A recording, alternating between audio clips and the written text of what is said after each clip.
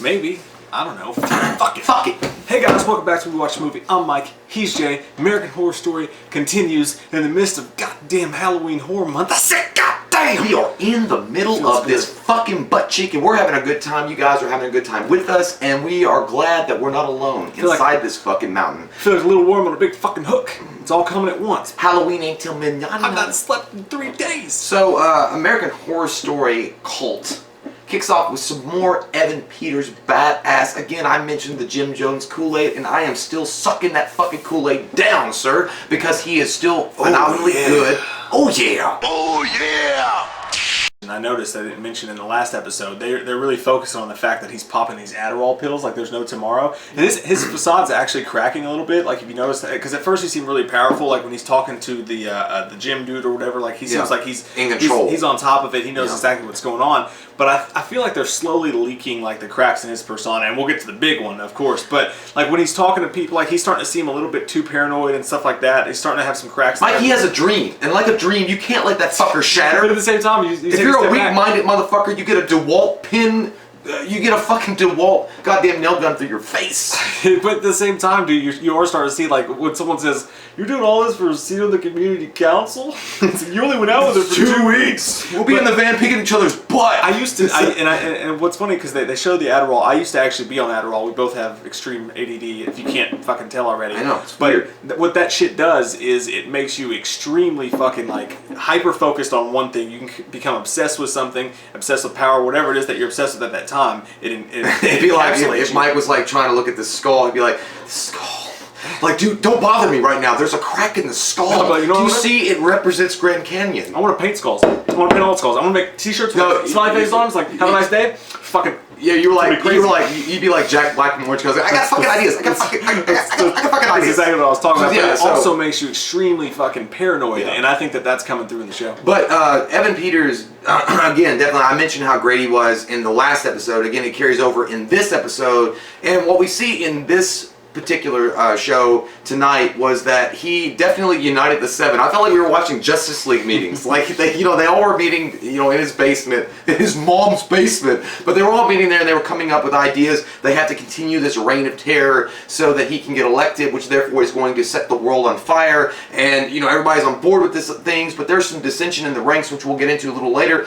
But I don't know, man. When I was watching it, I was really involved with their planning. I was like, do I need to apply now, or is that next year? You guys aren't accepting new members because you do have 8. Now it's all full circle. We actually see the members of the cult full on. I mean, I know we got introduced to how he really united the league, united the 7 in the last episode, but now we really are full on into it. It's a weird fantasy football draft. It was like definitely, but I always felt like he was going to be, Chris Evans in a way from Captain America. Like, what if we lose? Then we'll do that together too. Man, you really would join the cult, wouldn't you? You're all about No, because I would only join the cult if I would run that bitch. Jay, we got videos filmed. I'd be like, I can't. I'm like, what are you doing? But I can't really talk. I told you not to bother me when I'm in my room. Who's that blue-haired guy you keep hanging out with? It's nobody. Are you going to introduce me? He's a big anime guy, okay? But he showed, they show that when they were putting the coffins in a few episodes ago, and how she was really like not wanting to do it, and Mama Sass, meaning Beverly, was sitting there, and she was like, "You wanted to make the news, right? Then quit your whining, bitch." I'm like, fuck! I want to have sex with you. I don't know why, because she's so weird. I don't know why, dude. I like to creep me out. I like that controlling thing. Like, it was fucking hot. She's badass, and she seems like, and there's a shot towards the end of the episode with her where, she gets him to unveil all this information to her. But when Kai later in the episode's crying and she goes to stand up and put her hand on him, I got really scared because they like to kill Evan Peters off too early in these seasons. It's not gonna happen. For a second, dude, I thought she was gonna be like, all right, you're weak as fuck. She was gonna kill him and take control of the cult. My butthole clenched a little bit. I thought this may actually happen. She didn't. But I think you would have made a coal out of a diamond. We're leading down that path where he's recruited somebody more fucked up and batshit crazy. I like to eat Cocoa Puffs while I sit on the toilet in the morning. That is crazy. And funnel beer at the same time. Nutso. That just means awesome. He may have gone too far. I do agree with you. I definitely think that between those two, it's going to be a moment of contention. I think they're going to have some wild, raw, hardcore sex. Rope them up, raw. That's going to happen? Yeah. You think they're going to Oh yeah. Oh yeah. Oh yeah. It's going to be like Monsters Ball. When we gonna fuck Miss Parker? Like, that's gonna happen. They're gonna fuck, and then it's gonna be... Man, you got a weird sexual... No, I'm telling you, man. Like, it just seems like it's gonna go... They're gonna have a sexual relationship, and then it's gonna be a moment of contention, and it's gonna be a disorder in the group, and she's gonna be like, he got blue fucking hair, and he still lost the election, and she's like, she's a shitty reporter that couldn't even suck dick to get ahead, and they're gonna fucking, fight, and then somebody's gonna come out on top. JG Wentworth. I'm introducing a new aspect to the show. What? You know? What is it? Because this is not a fucking democracy. No, shut your face. That's not what he said in the episode, but I'll bet you a 12-pack of that shitty Bud Light. It's not shitty. That's great. That's an American beer. I mean, if you got nothing else, I'll bet you a 12-pack of that goldenness. Yeah. That they don't fuck. Are you willing to go that far? A 12-pack? Yeah. We'll go a 6-pack. 12-pack? We'll go a 6-pack. That's where you're speaking. We'll go about 6-pack. I mean, I'm on a budget. when he finally sits down with her after all this is going on, and she's actually giving him shit back on the Pinky Promise table of life, and she's like, no, tell me that real shit, motherfucker. And he tells her the story about his parents, which is really fucked up. And one of the things that that was a cool scene, though. What I really like about what this episode's doing now, and this was maybe the best episode of the season. I like what I really like is that I didn't expect after a couple episodes to actually be scared or to really be like freaked out. But things are getting so dark and disturbing and fucked up. There were several times in this episode where I actually felt fucking weirded out and like disturbed. Shia LaBeouf. Is that next door neighbor killing people? I don't know. Shia LaBeouf. Shia surprise. Shia LaBeouf. Wait, he isn't dead. Shia surprise. There's a gun to your head and death in his eyes. Oh shit. But when he tells her about his parents, and basically what happened is his dad was a lawyer who got hurt in a motorcycle accident and then became a fucking asshole. Started treating his mom like shit. Long story short, she kills him and then kills herself. That was a fucked up scene. That was a fucked up scene. Really fucked up scene. But you know what? Surprise, Tom Brady comes around the corner. What? Did he throw a touchdown? And everybody knew. I think you knew after a couple episodes. Was the ball ago, deflated? Let's just be honest. I think everybody knew after a couple episodes ago that the therapist was involved in it. But I did not know that. Yeah, that was whoa, unique spin. That's like top spin. It was like this. It was like what just happened? Chopstick. When he's like, I called my brother. And then the fucking therapist showed up, and he was like, "We gotta cover him on lie and put him in their bedroom." We all knew that he was a part of the cult, but we didn't know that. Not like that. And he just came straight out with this fucking crazy. Yeah, and like, here's what we're gonna do: we're gonna put him in the bedroom, we're gonna cover him in lime, and then like, I mean, it's a stupid plan because at the end of the day, he's like, "Oh, we need the money and all this shit." And this whole plan lays out as to why he's gonna go batshit cuckoo puffs and do this. But at the same time, it's like, yeah, but if you get caught, you haven't done anything wrong yet. If you get caught, you're risking jail time over something that you didn't even do. So that's kind of stupid. Yeah, but it was about the money. I get it, but you know, it is for me. You know what? I wish I had this quality that this guy does. This guy has. Like every once in a while you meet somebody, and I think Evan Peters has a little bit of this, but mainly the therapist has it. He always looks, no matter how disheveled or what time of day it is, that guy always looks like he just got out of the most refreshing fucking shower of all time. He's like, he's just got that look about him, like I'm so goddamn clean. He's like he's like American Psycho guy. I mean, he's he just he talks to himself in the shower. He works up religiously. I gotta drink more Sprite. And he just doesn't care. I mean, he'll put Coke Zero in a Coca-Cola glass because he's that fucking gangster. It doesn't bother him to be outside the edge. But yeah, that was a big reveal. That whole part, having him come in as the brother, and he's also the one that started the Pinky Promise. Yeah, I honestly would have been surprised. You guys are smarter than I am. I would have been surprised had the subscribers not mentioned the fact that, like, oh yeah, her wife's definitely in on it. Like 4 fucking episodes ago, you guys like, that bitch knows. Guy in 2B, he knows. Get him. But Ivy's losing, ground fast, in the new order because new world order. You got that Kevin Nash. No, I was actually gonna go with Generations. Are you ready?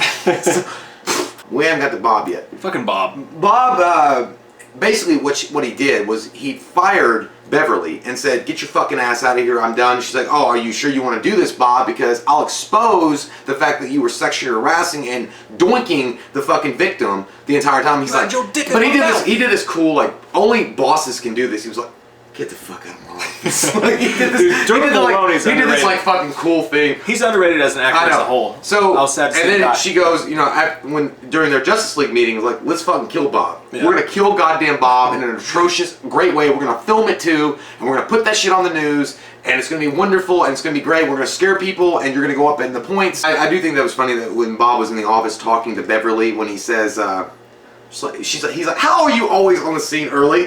Like, and she's like, she's like, I'm not going to reveal my sources. He goes, well, my sources say you're full of shit. It's like, okay, that's a cool little line. But yeah, so they go to Bob's house, and when Bob comes out, it was weird. He was wearing these, plastic gloves, and he's sucking shit, and it looked like blood to me at first, and I was like, that's what I thought. I was like, surely that's not blood. I was like, maybe it's icing. Maybe he's like really delicate with his cake making. But and then he was like sucking it off, and I'm like, that's gross. And then he walks into his kitchen having some ice cream and some fun, and the clowns break in, Kai and his group.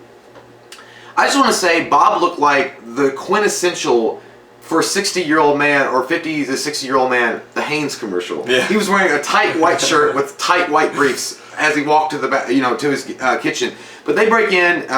He's a man's man. They whoop his ass, and then they take him upstairs after he mentions a gimp that he has tied upstairs, which is fucking weird, with hooks through his titties and everything else. Great piece of acting in that scene. And he's like, no one's gonna know. And they're like, what the I think it's funny, because Evan Peters' face, Kai's like, I don't know, this is fucked up. Like, I don't even know what to do about this. But he did, like, I mentioned the cracks in his facade, like, a lot. He seems so powerful up to this point, but this whole scene, he just kind of looked like a kid that was, like, dressed up with a toboggan and getting ready to go, like, roll his neighbor's houses in toilet paper on Halloween night. Like, he's starting to seem kind of Project X Part 2. Yeah. But yeah, so he goes upstairs, and he's like, well, one of the girls are like, well, he can't hear us anyway. He's like, it doesn't matter. Thunk!